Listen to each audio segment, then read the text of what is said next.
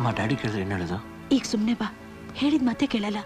ಎಲ್ಲಂದ್ರಲ್ಲಿ ಗಲಾಟೆ ಶುರು ಮಾಡ್ಬಿಡ್ತೀಯ. ಈಗ ನೋಡು. ಏನು ಏನಾಯ್ತು? ಏನಿದೀಗ? ಪೊಲೀಸ್ ಕಾರ್ನಲ್ಲಿ ಬಂದ್ರಲ್ಲ? ಏನೂ ಇಲ್ಲ ರೀ. ನಾನ್ ಕೇಳಿದ್ ನಿನ್ನಲ್ಲ. ಯಾರ ಜೊತೆ ಗಲಾಟೆ ಮಾಡಿದೆ? ನಾನು ಬೇಕು ಅಂತ ಗಲಾಟೆ ಮಾಡಲಿಲ್ಲ. ಓಹೋ, ಹಾಗಾದ್ರೆ ಬೇಡ ಅಂತ ಮಾಡಿರ್ಬೇಕಲ್ವಾ? ಡ್ಯಾಡಿ, ಆ ಅಂಗಡಿಯವನು ಗಾಯತ್ರಿ 50 ರೂಪಾಯಿ ನೀನ್ ಬರ್ತೀಯ ಅಂತ ಕರೆದ, ಗೊತ್ತಾ? ಅಂದ್ರೇನಂತೆ? ನಾಯಿ ಬಗಳಿದ್ರೆ ದೇವಲೋಕ ಹಾಳಾಗತ್ತಾ?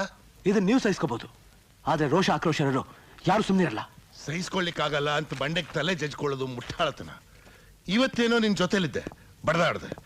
ಆದ್ರೆ ನಿನ್ ಮೇಲಿನ ಕೋಪಕ್ಕೆ ರೌಡಿಗಳು ನಾಳೆ ಈಕೆಗೆ ಏನಾದ್ರು ಮಾಡಿದ್ರೆ ಅದ್ರ ವಿಚಾರ ಮಾಡಿದ್ಯಾ? ಮನೆಯಲ್ಲಿರೋ ಹೆಣ್ಮಕ್ಳು ತಂದೆ ತಾಯಿ ನಮಗೊಬ್ಬ ಅಣ್ಣ ಇದ್ದಾನೆ, ಮಗ ಇದ್ದಾನೆ ಅಂತ ಧೈರ್ಯವಾಗಿರ್ಬೇಕೆ ಹೊರತು ಭಯದಲ್ಲಿ ಬದುಕಬಾರ್ದು. ಹೀಗೆ ಎದುರ್ಕೊಳ್ಳೋರು ಚಿಕ್ಕಂದ್ರೆ ನನಗೆ ಯಾಕೆ ಸತ್ಯಮೇವ ಜಯತೆ ಧರ್ಮ ರಕ್ಷಿತ ರಕ್ಷಿತ ಹಾಲು ಪಾಡಲ್ ಕೊಟ್ರಿ? ಆ ಪಾಠದಲ್ಲಿ ಸತ್ಯವನ್ನ ನಂಬಿ ಸತ್ಯ ಹರಿಶ್ಚಂದ್ರ ಕಾಡಿಗೆ ಹೋದ, ಧರ್ಮವನ್ನ ನಂಬಿ ಪಾಂಡವರು ರಾಜ್ಯ ಕಳ್ಕೊಂಡ್ರು ಅನ್ನೋ ವಿಷಯ ನಿಂಗೆ ತಿಳಿಲ್ವಾ? ಕೊನೆಗೂ ಜಯ ಸಿಕ್ಕಿದ್ದು ಸತ್ಯ ಧರ್ಮಕ್ಕೆ ತಾನೆ. ಅದರಿಂದ ಎಷ್ಟೇ ಕಷ್ಟ ಬಂದ್ರು ಅದನ್ನ ಬಿಡಬಾರ್ದು ಅನ್ನೋದೇ ನೀತಿ. ಆ ನೀತಿ ನಮ್ಮನ್ನು ತಲುಪುವಷ್ಟರಲ್ಲಿ ಎಷ್ಟು ಜನ ಪ್ರಾಣತ್ಯಾಗ ಮಾಡಿದ್ದಾರೆ ಗೊತ್ತಾ? ಅದ್ರಲ್ಲಿ ನಾನು ಒಬ್ಬ. ನನ್ನ ಪ್ರಾಣ ಹೋದ್ರೂ ಪರವಾಗಿಲ್ಲ, ನಮ್ಮ ಮನೆಯವ್ರ ಮಾನ ಹೋಗಕ್ ನಾನು ಬಿಡಲ್ಲ. ಇಷ್ಟೆಲ್ಲ ಮಾತಾಡ್ತಿರಲ್ಲ, ಒಂದ್ ವೇಳೆ ಇದೇ ಪರಿಸ್ಥಿತಿ ನಿಮ್ ತಂಗಿ ಬಂದಿದ್ರೆ ನೀವು ಹೇಳಿತಾರ ಸುಮ್ಮನೆ ಇರ್ತಿದ್ರಾ?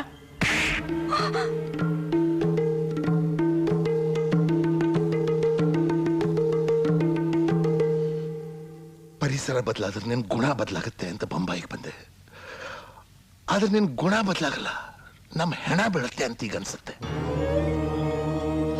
ಅಪುತ್ರಸ್ಯ ಗತಿರ್ನಾಸ್ತಿ ಅನ್ನೋ ನಮ್ಮ ಸಮಾಜದೊಳಗೆ ಸಪುತ್ರಸ್ಯ ಗತಿರ್ನಾಸ್ತಿ ಅನ್ನೋ ಹಾಗೆ ಮಾತ್ರ ಮಾಡಬೇಡ.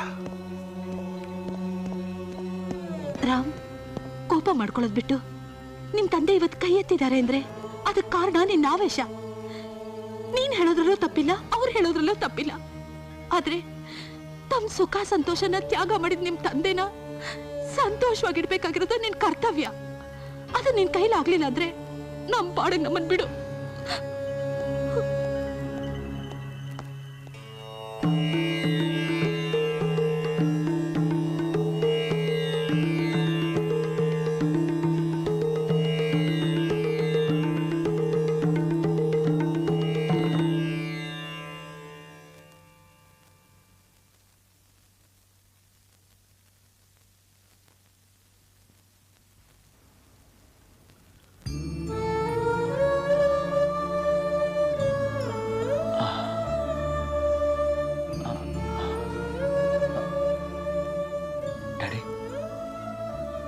ನಾ ಹೊಡೆದೆ ಅಂತ ಕೋಪನ? ನಾನು ಹೊಡೆದದ್ದು ನಿನ್ ತಪ್ಪಾಗಿ ಕಾಣಬಹುದು, ಆದ್ರೆ ಉದ್ದೇಶ ಮಾತ್ರ ಒಳ್ಳೇದೆ. ನನಗೆ ಗೊತ್ತು ನೀನು ಹೋರಾಡಿದ್ದು ನಿನ್ನ ತಂಗಿಗೋಸ್ಕರ ಅಂತ. ಆದ್ರೆ ಹೋರಾಟನೇ ಪ್ರತಿಯೊಂದಕ್ಕೂ ಪರಿಹಾರ ಅಲ್ಲ. ಸ್ವಾತಂತ್ರ್ಯಕ್ಕೋಸ್ಕರ ಗಾಂಧೀಜಿನೂ ಹೋರಾಡಿದ್ರು, ನೇತಾಜಿನೂ ಹೋರಾಡಿದ್ರು. ಆದ್ರೂ ಕೊನೆಗೂ ಗೆದ್ದದ್ದು ಮಹಾತ್ಮ ಗಾಂಧಿ ತಾನೆ. ತಂದೆ ಮಾತು ಕೇಳ್ತೀಯ ಅನ್ನೋ ನಂಬಿಕೆಯಲ್ಲಿ ನಿನ್ಗೆ ರಾಮ್ ಅಂತ ಹೆಸರಿಟ್ಟೆ. ಆದ್ರೆ ಅದರಲ್ಲಿ ನಿನ್ನ ಕಾಡಿಗೆ ಕಳಿಸೋ ಉದ್ದೇಶ ಇದ್ದಿದ್ದಿಲ್ಲ. ಯಾಕಂದ್ರೆ ನನಗೆ ಲಕ್ಷ್ಮಣ, ಭರತ, ಶತ್ರುಘ್ನ ಯಾರೂ ಇಲ್ಲ. ಇರೋದು ನೀ ಒಬ್ನೇ. ನಾ ಇದನ್ನೆಲ್ಲ ನಿನ್ಗೆ ಯಾಕೆ ಹೇಳ್ತಾ ಇದ್ದೀನಿ ಅಂತಂದ್ರೆ, ನಾ ಹೇಳಿದ್ದೆಲ್ಲ ಕರೆಕ್ಟ್ ಅಂತ ನಿಮ್ಗೆ ತಿಳಿಯೋ ಹೊತ್ತಿಗೆ ನೀ ಮಾಡೋದೆಲ್ಲ ತಪ್ಪು ಅಂತ ತಿಳಿಸೋ ಒಬ್ಬ ಮಗ ನಿನಗೂ ಹುಟ್ಟಿರ್ತಾನೆ. ನಾನಿದ್ನೆಲ್ಲ ನಿನಗೆ ತಂದೆಯಾಗಿ ಹೇಳ್ತಾ ಇಲ್ಲ, ಸ್ನೇಹಿತನಾಗಿ ಹೇಳ್ತಾ ಇದ್ದೀನಿ. Good night. I am sorry daddy.